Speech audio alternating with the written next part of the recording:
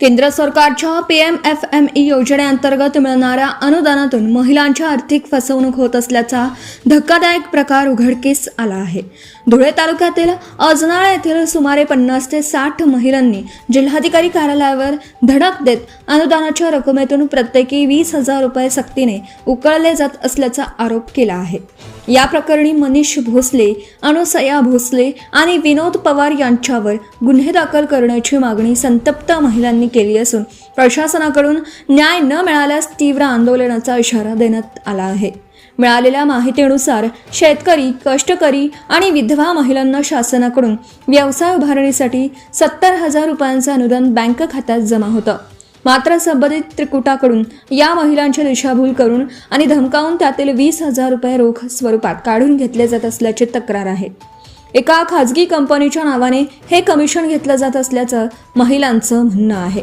केवळ अजनाळेच नव्हे तर परिसरातील सुमारे 27 ते 28 गावांमध्ये असाच प्रकार घडला असून या कथित गैरव्यवहाराची व्याप्ती मोठी असण्याची शक्यता वर्तवली जात आहे। जिल्हा प्रशासनाने या संपूर्ण प्रकरणाची सखोल चौकशी करून दोषींवर कठोर कायदेशीर कारवाई करावी अशी मागणी आता जोर धरू लागली आहे। निवेदन देताना दक्ष पत्रकार संघाचे संस्थापक अध्यक्ष बापू बागुल, विनोद चव्हाण, शजनी चौरे, सारिका चौरे, अनुसया भोसले, गंगोत्री चव्हाण, सोनीसना चौरे यांच्यासह अनेक पीडित उपस्थित होते। नमस्कार, मी विनोद जानबा चव्हाण, राहणार अजनाळे, तालुका जिल्हा धुळे। आम्ही 5-6 दिवस पूर्वी पत्रकार परिषद घेतली। काही महिलांची तक्रार होती। कांदा करप्शन मशीन करून एक कंपनी आहे महिलांना, त्यांनी सांगितलं की या महिलांना ती कंपनी टाकून दिलेली आहे। तर 2 वर्षापूर्वीपासून हे काम करत आहे, पण महिलांना सरकारकडून 70,000 रुपये अनुदान भेटलं, सबसिडी। एक तारीख 6वा महिना 2026। तर काही महिला माझ्यापर्यंत आले, भाऊ म्हणे असं असं झालं, आम्हाला धमकी देऊन आम्हाला शिवीगाळ करून आमच्याकडून 20,000 रुपये घेऊन घेतले, कंपनीचे साहेब मागत आहे ते। मग सगळ्या गोष्टी तर मी मागच्या टायमाला तुम्हाला सगळ्या कळवल्या, बापूंना सोबत घेऊन सगळ्या त्या स्टॅम्प वगैरे नोटऱ्या केलेल्या गुन्हा दाखल करायसाठी। त्याच्यासाठी आम्हाला काही दुसऱ्या गोष्टींमध्ये पुराव्यासाठी बापूंना जायचं होतं, म्हणून आम्ही थांबलेलो होतो। पण आज आम्ही कलेक्टर ऑफिसला आलो निवेदन द्यायला बापूंना घेऊन। मग आज आम्हाला न्याय पाहिजे। या गरीब महिला आहेत, काही अपंग आहेत, काही विधवा आहेत, त्यांचे 20,000 रुपये घेऊन जी फसवणूक झालेली आहे, ते खोटं बोलतायत। आता त्याचा भाऊन ते फरार झालेले आहे।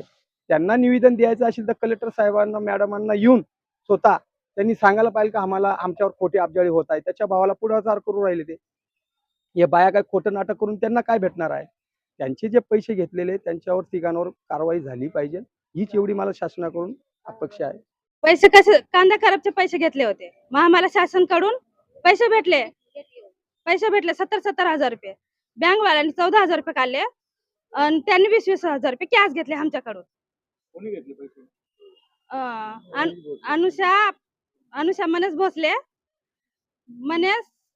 मनेश आप्पा भोसले, विनोद कांतीलाल पवार। 50 बाया, 50 महिला, ते दुसऱ्या गावाचे पण आहे। पण आता इथं येऊन ते आता पळून गेले। त्यांचे पैसे नाही घेतले, मग आमच्या संगे त्यांनी भांगड नाही करावं का? आम्हाला का बरं फसवत आहे तुम्ही? एक शब्द नाही सांगत आहे ते आम्हाला, रिटर्न आमच्यावर रिटर्न केस करत आहे। त्याच्याकरता आम्ही आमच्या गावाचा मोठा माणूस बघितला आणि त्यांना सांगितलं की आम्हाला न्याय पाहिजे, आम्हाला बायांना। एवढीच माझी इच्छा आहे। धन्यवाद।